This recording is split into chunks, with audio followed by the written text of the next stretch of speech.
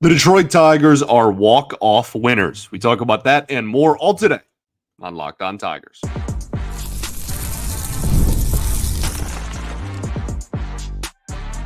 You are Locked On Tigers, your daily Detroit Tigers podcast. Part of the Locked On Podcast Network, your team every day. What is up, everybody? Welcome back to another edition of Locked On Tigers. I'm, of course, your host, Scott Bentley. Today is Thursday, August 15th, 2024. Thank you so much for making Locked On Tigers your first listen every single day. We are free and available wherever you get your podcasts, including YouTube, part of the Locked On Podcast Network, your team every day. Today's episode is brought to you by Game Time. Download the Game Time app, create an account, and use code LOCKEDONMLB for $20 off of your first purchase. Terms apply. Welcome in, welcome all. Happy Thursday, everybody. The Detroit Tigers win 3-2 over the Seattle Mariners in extra innings in walk-off fashion via Akil Baddoo. They are now 58-63 on the season. I'm not going to lie to you. I was sweating a little bit in this ball game. In yesterday's show, we talked about how I had felt like they were not the team of June that was going to explode and score 10 to 15 runs and then immediately the following game get shut out. I said that on air for the whole world to see. And I was very worried that they were going to turn around and immediately get shut out. This was very far from a flawless victory. Right. There was a lot that was not great about this ball game, but this is still a team that is going up against the Mariners, who have playoff aspirations. Whether that's going to happen or not, only time will tell. But they have playoff hopes, playoff hopefuls, the best starting rotation in baseball. And the Tigers continue to not only play competitive baseball against them, but continue to beat them. We were just in Seattle, what was it, last week, 2 weeks ago, whatever recently that was, and took 2 of 3, and honestly had an opportunity to sweep that series, and now they find themselves in the same situation, going into Game 3 with an opportunity to sweep, this time at home, against a much better ball club in the Seattle Mariners. Now, the thing with the Mariners is their offense is putrid, and has been all year. This is... We said this, whatever, the first time we played them, whatever that was, a week and a half ago. You know, the Mariners are hilarious because they're like what happens when you give the worst team in baseball the best rotation in baseball. Now, it's probably not quite true this year in 2024 just because the Chicago White Sox exist, but the premise stands, right? This is a putrid offense, right? Like if we did the OPS game with the Seattle Mariners, it would not look a whole lot different than the Tigers. And I think there's an argument that it would look worse considering they didn't have a single player with an OPS over 755 in their lineup on Wednesday night. The Tigers have Kerry Carpenter, which is awesome that he's back. And it's awesome. It's like that scene in Avengers where he goes, well, we have a Hulk, right? It's like, well, that's great. We have Kerry Carpenter, whose OPS is now, I think, 970. Yeah, 970.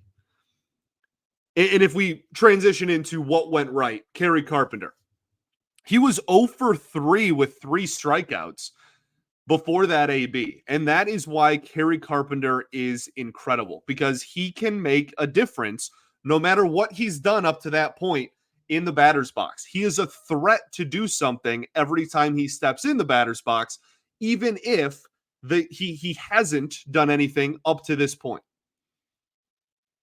And that is one of the many reasons why Kerry Carpenter continues to just surpass and blow past expectations that were put on him.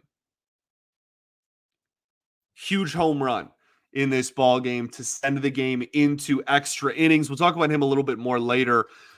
Bryan Sammons continues to be an absolute revelation for this baseball team. 5 2/3 innings pitched, 2 hits, 1 run, 2 walks, and 4 strikeouts. His ERA now on the seaon, and obviously a very small sample size, but his ERA so far for the Tigers this year is 3.38. He's been really good. His cutter is, I love it. I think it's actually a really good pitch. And the thing that we talked about this in his very first outing, and he continues to love it, and I love it for him, is when he goes up against the opposite-handed platoon, he will love to do backdoor cutter, backdoor sweeper, right? So he'll go backdoor sweeper, try to get that outer corner. If it catches too much of the plate, it has the ability to get crushed. It's been crushed a few times in his Tigers tenure. Tonight it was not. And then he'll follow it up with a cutter in the same spot that also just higher velocity, looks like a ball, and then backdoors into the back outer half of the plate.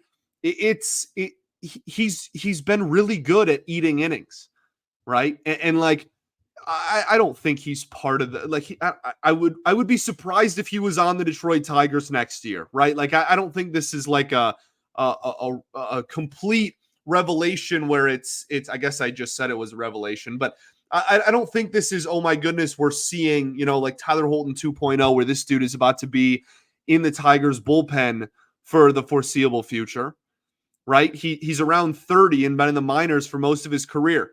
It doesn't matter. This continues to be not only a great thing for Bryan Sammons, who deserves all the credit in the world for doing this. It's the beautiful thing about baseball, is that you can find contributors anywhere in the organization, and it continues to also be a massive win and another long line of wins for this pitching coaching staff that continues to just get really good production out of players you didn't think you were going to get really good production out of. And that's something that is dated back since year one of Chris Fetter, right? You remember Willie Peralta, who was coming up and was the only healthy pitcher for the Tigers at one point, their post-trade deadline in 2021, I believe. Was going out and was throwing 6-7 innings.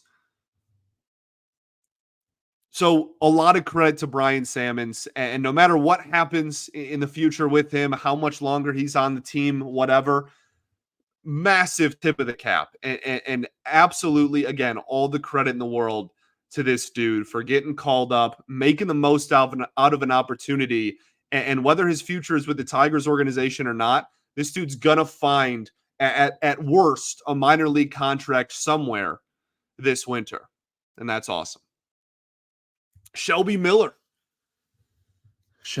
man, inherits a bases loaded 1-out situation and gets out of the jam, throws the splitter. It's so frustrating to me, Shelby Miller's season, for so many reasons. And we don't have to break down all of those reasons right now. But like, this is a dude that had a sub 2 ERA or something absurd for the Dodgers last year. And it's because he threw a solid fastball in the mid 90s and a really good splitter. He just like hasn't thrown the splitter very much this season, or at least as much as I expected him to throw it. I guess I should phrase it that way this season. And the fastball is inconsistent as all heck. It goes 96 sometimes, it goes 91 sometimes, and you have no idea what you're getting every time he takes the bump. So when he's throwing the splitter and when he's throwing the velocity of the fastball into, again, like the mid 90s, he can still look pretty darn good. And I thought he looked great in this outing. I've come on here a few times over the course of the season and been like, dang, that might be the best Shelby Miller's looked all year. I said it 4 or 5 times, but everything in between that is brutal. And that just continues to be the Shelby Miller experience. But we're talking about what went right, and this was a very, very good outing for Shelby Miller. The splitter was fantastic. Got a huge swing and miss. Got a huge strike 3 on it. I thought he was fantastic. Let's talk about a couple more relievers, Foley and Holton. Then we'll get into the offense outside of Kerry Carpenter, which there was not very much of right after this. Got a telltale today about our friends over at Game Time. Game Time is the authorized ticket marketplace of Major League Baseball, which makes getting tickets faster and easier. Prices on Game Time actually go down the closer it gets to first pitch. It is the definition of clutch, and they have so many fantastic features in the app. Again, priority last-minute deals, so you can save up to 60% off buying last-minute tickets for sports, concerts, comedy, theater, You name it. If it has a ticket, you can probably get it on Game Time. They also have flash deals that are exclusive to in the app, zone deals, which I love. You pick the section, Game Time chooses the row and the seat, and you save money that way. You can get a panoramic view of your seat before you buy it, so you know exactly what you're getting, and you know exactly what you're getting price-wise as well with their all-in pricing feature. So it shows your total upfront, no hidden fees, no anything else. And then they obviously have the most flexible customer service policy in the ticketing industry with the Game Time guarantee. So take the guesswork out of buying MLB tickets with Game Time. Download the Game Time app. Create an account and use code LOCKEDONMLB for $20 off of your first purchase. Terms apply. Again, create an account and redeem code LOCKEDONMLB for $20 off. Download Game Time today. Last minute tickets, lowest price, guaranteed. All right, everybody, welcome back here. Segment 2 of Locked On Tigers. Appreciate y'all for tuning in as always, making us your first listen every single day. Shout out to the everydayers that do tune in every day. We will, of course, be back tomorrow recapping the series finale against the Mariners and sending you into what should be a pretty darn fun weekend against the New York Yankees as well. Also, be sure to check out Locked On Sports today and make Locked On MLB your second listen after making us your first. Playoffs are right around the corner, believe it or not, and host Paul Sullivan, aka Sully, is here to provide his daily national expertise with his trademark humor to help you get ready for those playoffs. Again, Locked On MLB, wherever you get your apps, including YouTube, wherever you get your podcast, rather, any app, including YouTube, part of the Locked On Podcast Network, your team every day. So Jason Foley, I thought, was fantastic in this game, which I honestly haven't been able to say too terribly much, so I'm really glad that I am able to come on here and talk about how good I think Foley looked. I thought the slider was working pretty well. It's still not awesome, but better than what we're used to. It was a pretty decent and effective pitch in this one. And then we got to have a real conversation about Tyler Holton, man. He is unbelievable. Like we're now going on 2 full seasons of heavy workload, and this dude is incredible. Like nutty good. Last year, he was the big, he had an ERA around 2 for most of the season last season. And it was, this waiver claim that we got, and the Diamondbacks signed Andrew Chafin and DFA'd him to make room for him, and now we get him, and he's been great, and it's the story and everything like that. This year, it's like, okay, well now, like, how good is he, right? Because it went from a fun story where I even said over the winter, I was like, guys, he's not going to have as good of a season as he did in 2023 and 2024. A lot of the metrics aren't awesome for Tyler Holton, like the batted ball data and whatnot. I was like, I really don't think that he is going to be as good as he was, and he has been incredible. He had one rough couple of, 2 or 3 weeks in May. Outside of that, he has been absolutely lights out for the Detroit Tigers, and now the batted ball data is nuts too. He is in the 98th percentile in chase rate, the 92nd percentile in average exit velocity against. You name it, 90th in walk rate against. So he fills the strike zone. When he doesn't fill the strike, like, this is the perfect pitcher. Do you understand how nuts those three percentiles are? So he only throws the ball in the zone. Okay. The few times where he doesn't, it's always induces a chase. And when the ball is made contact with, it's a weak hit. Is there a more like ideal profile from a pitcher? The only thing he doesn't do at an elite level or a great level is induce swings and misses. But when you do those other 3 things really well, you can afford to not have that. And it's not like he's Jason Foley level of can't get strikeouts. It's 40th. He's like around league average in whiffs and strikeouts. He's just a tick under league average in both of those.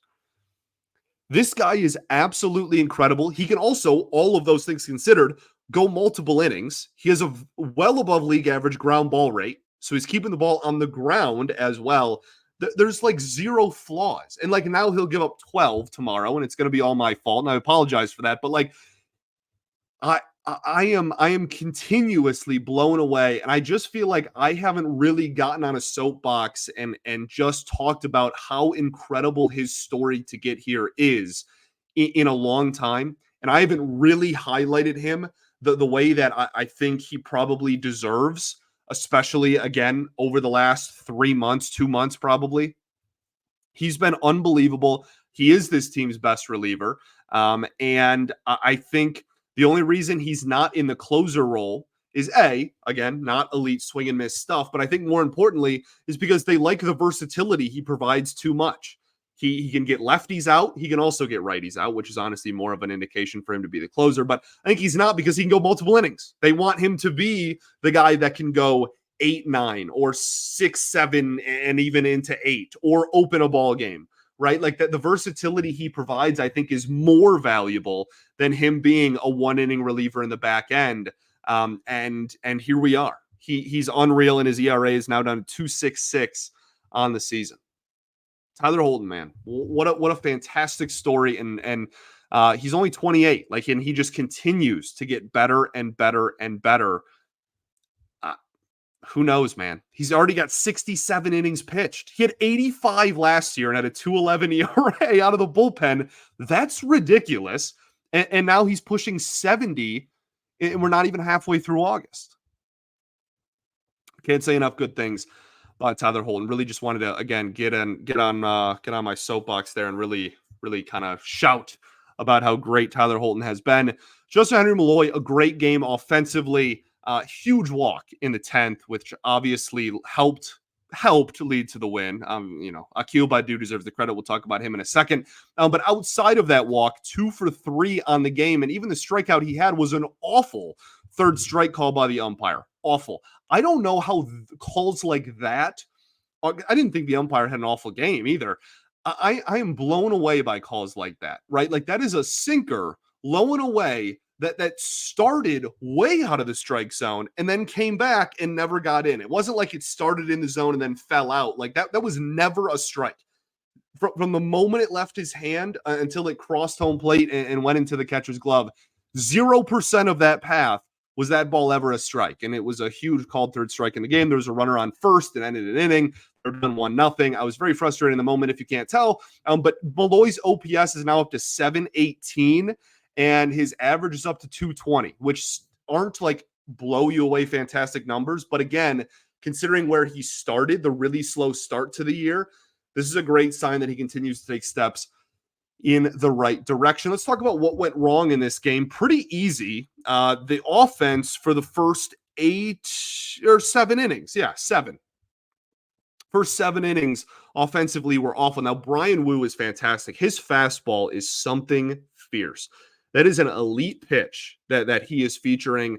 There's a lot of reasons why. I think attack angle is a big reason for him. Not only is it mid-90s, but it's flat.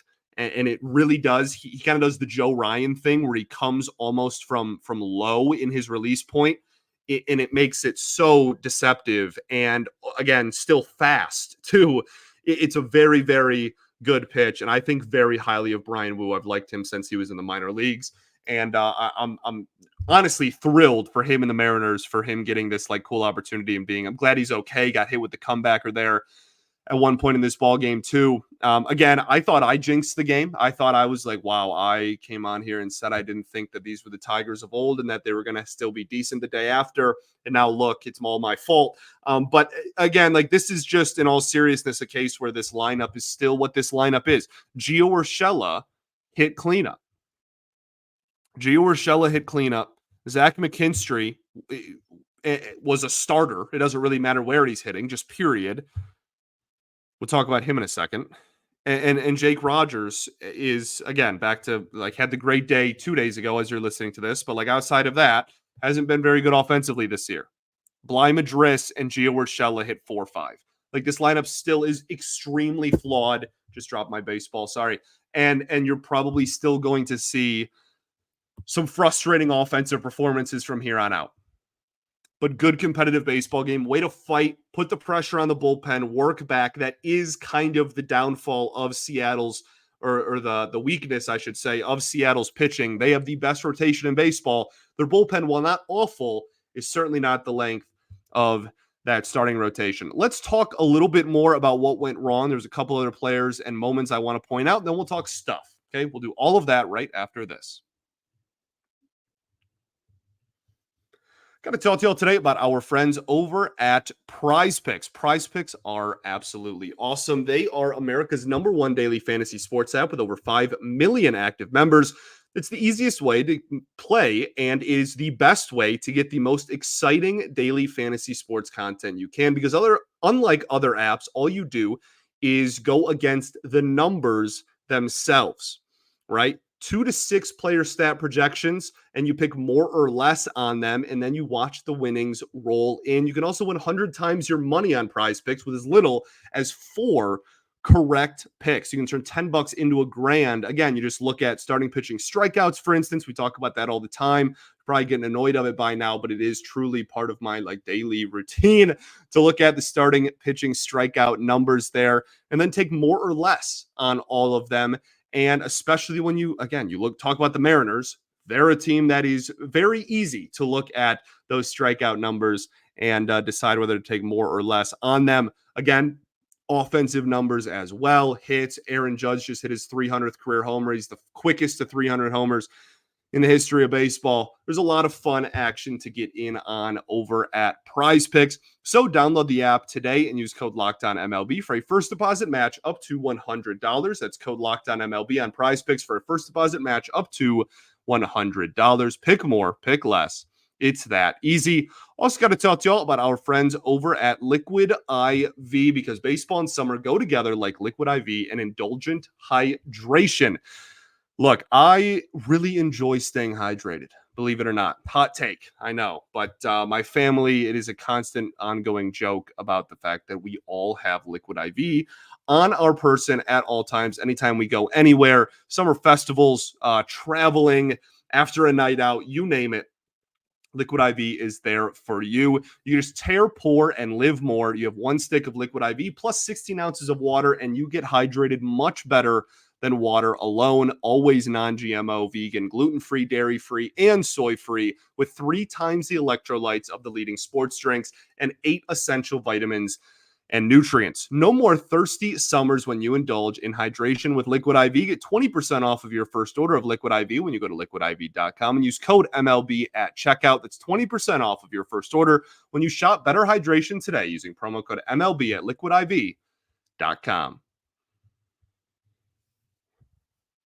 All right, everybody, welcome back here. Third and final segment, Locked On Tigers. Appreciate y'all for tuning in, as always. So let's talk about some other things that went wrong in this ball game. The play in, I believe it was the 8th inning, the top of the 8th, where Will Vest decided to go to third base and try to get the lead runner. I love the spirit. Look, Gio Urshela made one of the least athletic plays I've ever seen in my life on that ball. I don't know. The ball wasn't thrown in a bad spot. He threw it to third base, and Gio Urshela somehow overran third and then couldn't turn around in time. Just not a very great moment. And the runner is safe. And then you have first and third, 1 out. Now, look, if he goes to third and we're talking about, if he goes to third and they get him out rather, then we don't even talk about this on the show. And it's wow, that's kind of gutsy, right? I fully acknowledge that. In hindsight's 2020 and all those things are true, but you have to play risk reward before every ball is hit. That is how baseball is played. All 9 positions on the field, before every ball is put in play, you go risk reward. Where am I going if the ball is hit to me? That's something you're taught in T-ball and is reinforced over and over and over and over and over again. I love the aggressiveness of trying to get the lead runner there. What's the worst case scenario if you just let him go to third and get the runner at first? 2 outs, man on third. Go to first base. Okay. Again, I honestly blame Urshela on the play itself more than Will Vest, but let's take luck out of the equation here and just get the out and have 2 outs with a runner on. It doesn't matter where you get the runner on that's in the batter's box. You still get out of there without an inning. Okay. I understand close ball game, tensions are high. I'm not trying to say if I was in that position, I probably would have completely crumbled in that moment. But you're a major league ball player. I think you got to go to first base there. Zach McKinstry had one of the single worst bunt attempts I've ever seen. Ever? Like, I don't know. I don't want to get too dramatic with it, but that was devastating. And thank goodness Akil Baddoo still walked it off and the Tigers still won, because I would have lost my marbles on air if they would have lost that ballgame after that. Zach McKinstry went 0 for 4 with 3 strikeouts in this game. He's starting every day, despite the fact that he's hitting 192 with a 567 OPS and is one of the worst hitters in baseball for almost 2 calendar years now, right? He had a good month of May of 2023. And outside of that, this is the production he has put up his entire major league career. And it's just get down a bunt. And it's the fan base has been asking for AJ to bunt more so often. And that was the perfect time to bunt. Perfect. It was so easy, right? First and second, no outs, and one of the worst hitters in baseball up. It is a slam dunk to bunt here, right? A no-brainer. And I was like, wow, they should probably bunt here. I watched this game with my dad. I was like, wow, they should probably bunt here, but I'm not sure if AJ is going to do it because he never bunts. Sure enough, Zach McKinstry turns. I'm like, oh my goodness, we're going to do it. This is great. 2 horrible attempts, pulls back on the next 2. I completely agree with having him still try to bunt with 2 strikes as well, because I just read you his offensive numbers. Zach McKinstry with a 2-strike count, I am not confident in getting a hit. Still just try to get the bunt down. I think that's still legitimately what they should have done. And he still obviously fouled it off. And it was just brutal. Okay. Bo Brisky, I think he finds himself on here, to be completely honest with you, because he couldn't throw the ball in the strike zone. I did not like what I saw from Bo Brisky today, despite the fact he got a shutout and didn't really end up mattering. That's all great. 1 in the third, 2 hits, 1 walk, no runs, 2 strikeouts. Certainly not his worst box score of the season, but I really did not like what he was offering today. Thought it was kind of a rough day at the office. Kerry Carpenter, 970 OPS. We're talking about stuff now. We're moved on from what went wrong. He has a 970 OPS and a 292 average. The lineup with Kerry Carpenter in it is just so night and day different.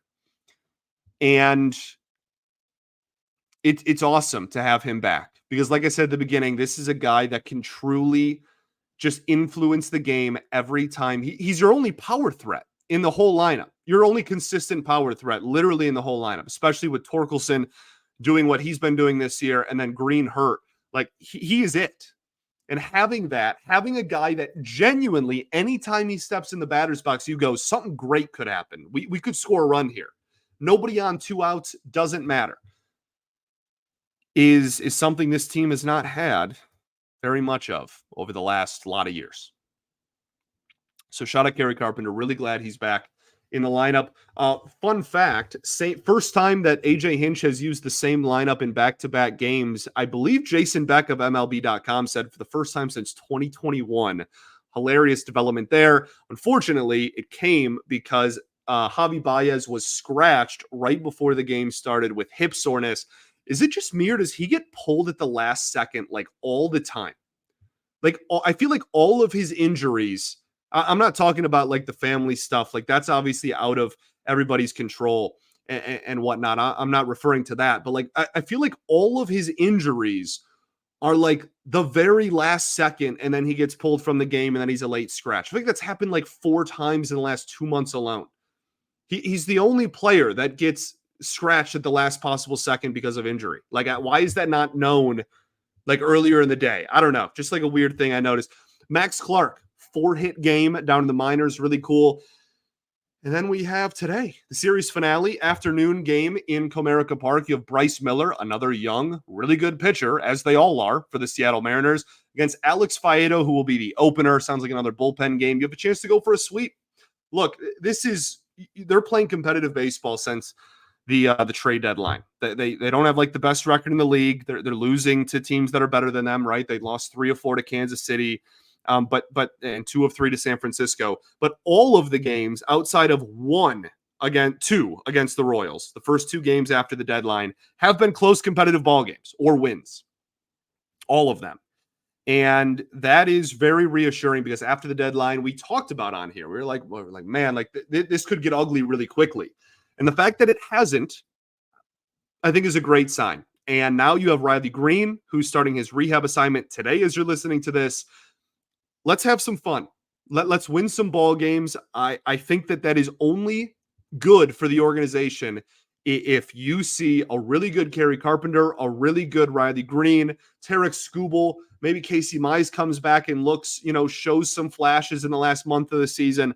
Like if you can get remotely healthy and end the season on a strong note, then the front office almost has to surround them with talent this winter. They almost have to, because the core will have proven that they can win. The only other thing I want to talk about in this game is Akil Baddoo. Obviously, I have not talked about him very much in this game. He hit the walk-off, or in this episode, rather. He hit the walk-off. Awesome moment.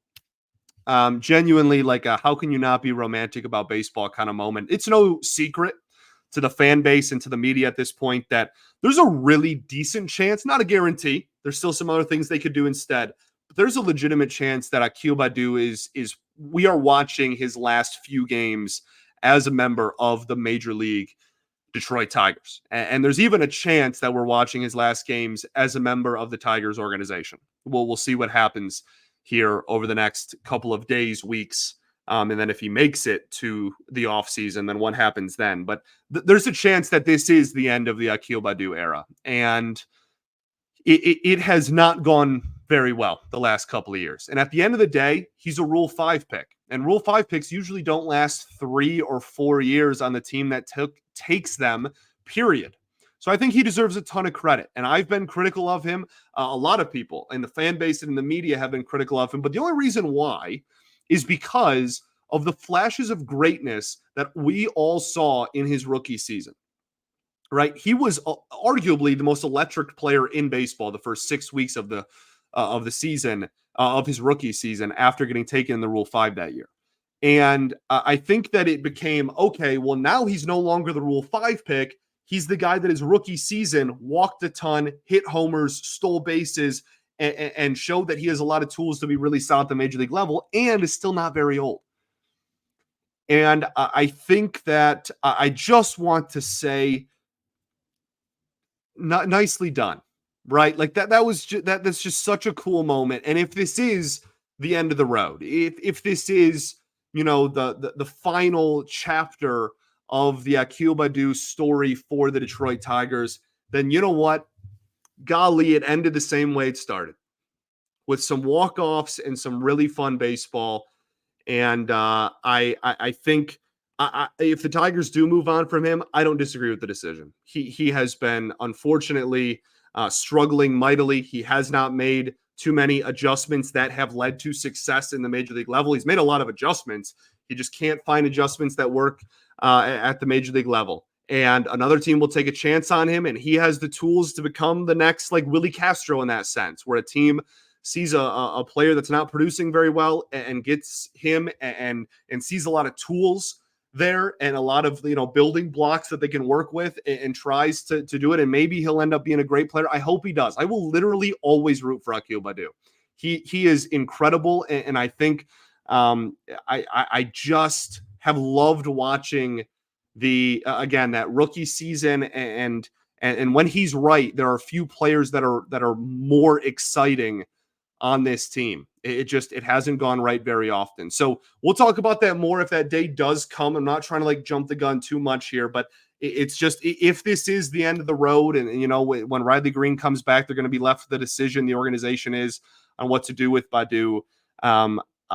Just a really cool moment for him to be able to, again, kind of go out how he started, if you will.